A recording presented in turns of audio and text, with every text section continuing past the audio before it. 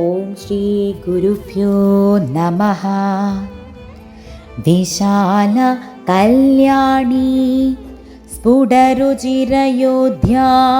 കുവലയീ കൃപാധാരാധാരാ കിമപി മധുരാ ഭോഗവതികാ അവന്തി ദൃഷ്ടിസ്തേ ബഹുനഗര വിസ്താര വിജയാ ധ്രുവം തത്തൻ നാമാ വ്യവഹരണയോഗ്യാ വിജയതേ. ഓം ശ്രീ മഹാദേവേ നമഃ. സൗന്ദര്യലഹരി ശ്ലോകം 49. സ്ത്രീകളുടെ നോട്ടങ്ങളെ 8 വിധം വിഭജിക്കുന്നു. ഇവിടെ ഈ വ്യത്യാസങ്ങൾ ദേവിയുടെ തൃക്കണ്ണുകളിൽ വിശേഷമായി കാണപ്പെടുന്നു. വിശാല, കല്യാണി, അയോധ്യ, ധാര, മധുര, ഭോഗവതി, അവന്തി, വിജയ എന്നിവയാണ് ഈ പേരുകൾ. ഉള്ളിനുള്ളിൽ വിടർന്നതാണ് വിശാല.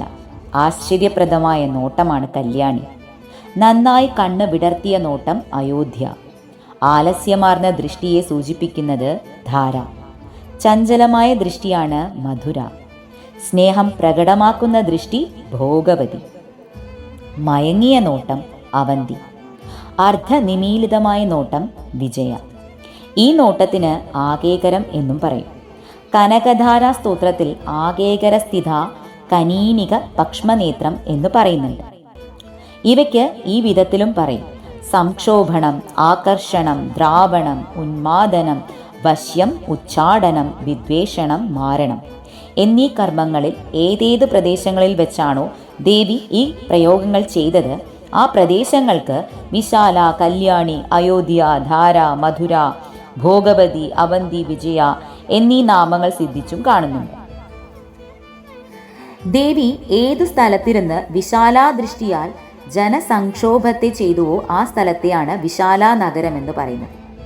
ഏത് സ്ഥലത്തിരുന്ന് കല്യാണി ദൃഷ്ടിയാൽ ജനാകർഷണത്തെ ചെയ്തുവോ ആ സ്ഥലത്തെ കല്യാണി നഗരമെന്നും, എവിടെയിരുന്ന് അയോധ്യാ ദൃഷ്ടി കൊണ്ട് ശത്രു ജന വിദ്രാവണത്തെ ചെയ്തുവോ ആ സ്ഥലത്തെ അയോധ്യ നഗരമെന്നും, എവിടെയിരുന്ന് ധാരാദൃഷ്ടിയാൽ ശത്രു ജനോന്മാദത്തെ ചെയ്തുവോ ആ സ്ഥലത്തെ ധാരാനഗരമെന്നും, എവിടെയിരുന്ന് മധുരാദൃഷ്ടി കൊണ്ട് ശത്രുജന മനോവശ്യത്തെ ചെയ്തുവോ ആ സ്ഥലത്തെ മധുരാ നഗരമെന്നും, ഭോഗവതി ദൃഷ്ടിയാൽ ഉച്ചാടനം ചെയ്ത സ്ഥലത്തെ ഭോഗവതി നഗരമെന്നും, അവന്തി ദൃഷ്ടിയാൽ ശത്രു വിദ്വേഷണം ചെയ്ത സ്ഥലത്തെ അവന്തി നഗരമെന്നും, വിജയാദൃഷ്ടിയാൽ ശത്രു മാരണം ചെയ്ത സ്ഥലത്തെ വിജയനഗരമെന്നും പേർ പറയുന്നു.